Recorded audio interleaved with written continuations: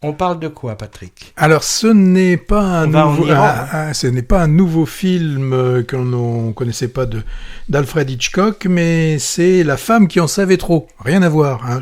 Je sais pas pourquoi s'ils nous ont fait ça, les distributeurs, je sais pas. Bon. En français, il s'appelle La femme qui en savait trop, mais je pense que c'est pas le titre. Non, je pense pas. Anglais, Ouais. Alors, ce film, on pourrait dire que c'est une œuvre engagée, une sorte de croisement entre un thriller politique et puis le portrait d'une femme.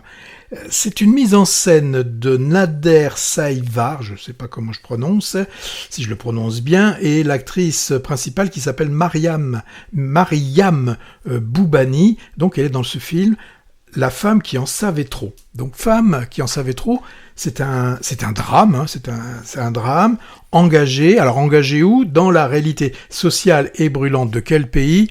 De l'Iran. L'Iran qui nous propose beaucoup de réalisateurs en ce moment. Et à chaque fois, les films que l'on voit, nous, sont des films qui sont projetés en dehors de l'Iran, parce qu'en Iran, ce genre de films, ils sont obligés de les voir un peu en catimini. Et ils sont tournés clandestinement. Oui, c'est ça qui est le plus extraordinaire. On en reparlera puisque est sorti ou sortira bientôt un simple accident et on pourra reparler de tout cela. Donc là, qu'est-ce qui se passe dans le film ? On va suivre Tarlan, qui est une professeure de danse à la retraite et qui va être témoin d'un meurtre. Elle devra choisir entre une prudence dictée par la société iranienne et puis aussi sa quête de justice au risque de tout perdre. Le titre me revient. En fait, le titre original, c'est Witness, donc c'est témoin. Voilà, tout simplement. Et comme il y a déjà un film, voilà. Enfin, la version, le titre. Tu aurais pu appeler ça La Témoin.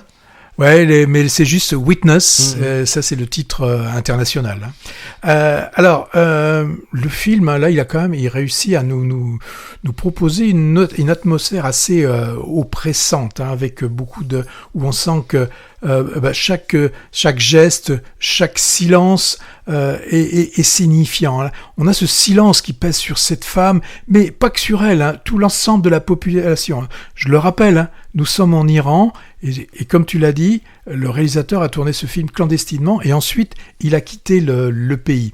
Alors l'actrice principale, Mariam Boubani, et je l'ai lu, est une actrice assez célèbre. Elle a été de celles qui sont au début du mouvement Vie, Liberté. De 2022, Femme, Vie, Liberté, où elle a été une des premières à retirer son hijab et à déclarer qu'elle ne voulait plus le porter, en tout cas en tant qu'actrice. Alors, il y a eu d'autres actrices qui ont suivi son exemple, et elle est devenue un peu le symbole un des symboles de ce mouvement. Voilà. Alors, j'ai lu aussi que selon les actrices, c'est toujours partagé entre le besoin de continuer à travailler, de pouvoir vivre de son travail, et de l'autre, de pouvoir aussi exprimer ses opinions. Donc c'est vrai que c'est compliqué. Certaines continuent à le porter, d'autres ne le portent pas.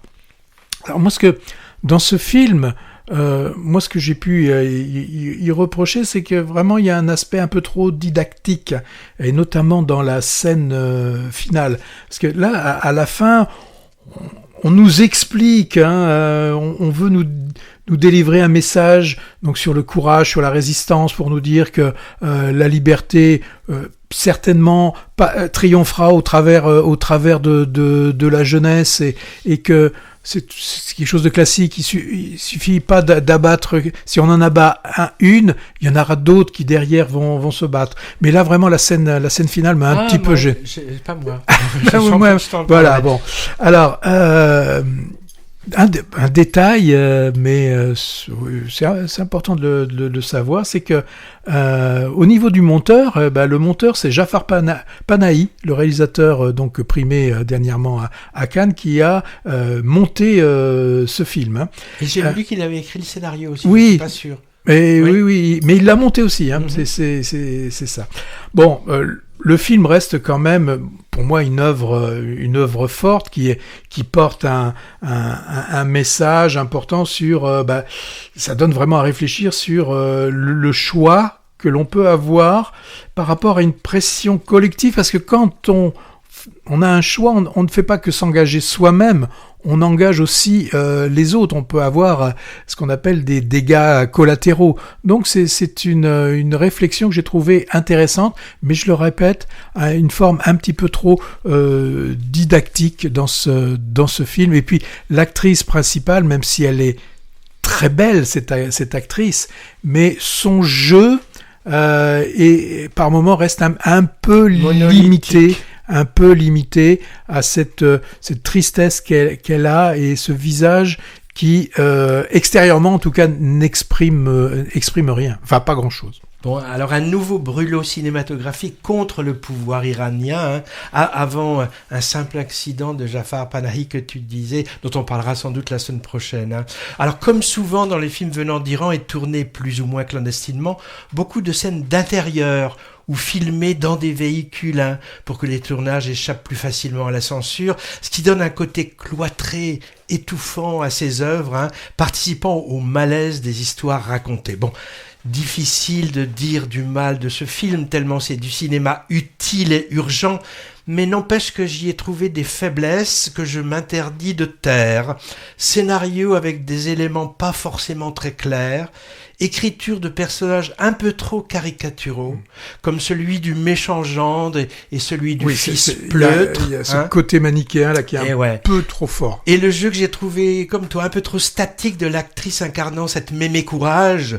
Beaucoup de plans s'éternisent sur son visage assez inexpressif. Les deux meilleures scènes sont pour moi celles qui encadrent l'histoire. Au début et la dernière, deux scènes de danse en fait, vues comme symbole de la liberté féminine. Alors le film a beau inclure au générique de fin des images vidéo de scènes réelles du mouvement Femmes, Vie, Liberté, comme Mohammad Rasulov l'avait fait dans Les Graines du Figuier Sauvage, on est loin, je trouve, de ce modèle, cinématographiquement parlant. Rasulov, qui a d'ailleurs signé le scénario d'un autre long-métrage iranien sorti cet été, moi je l'ai pas vu, s'appelait 7 jours, inspiré du parcours de Narges Mohammadi, femme militante des droits de l'homme, hésitant entre exil et engagement dans son pays, et qui avait obtenu le prix Nobel de la paix en 2023. 7 jours, ça s'appelait. Tu l'as vu aussi, donc ? Non, j'ai pas vu. Alors, décidément, en Iran, la caméra s'avère être une arme de contre-pouvoir incroyable face au patriarcat délétère et la mainmise liberticide des mollahs sur la population, mais les équipes des films, que ce soit réalisateurs, acteurs, techniciens, on paie parfois le prix fort, avec des mises à l'index, des exils forcés et des emprisonnements. Voilà ce que l'on pouvait dire sur la femme qui en savait trop, Witness.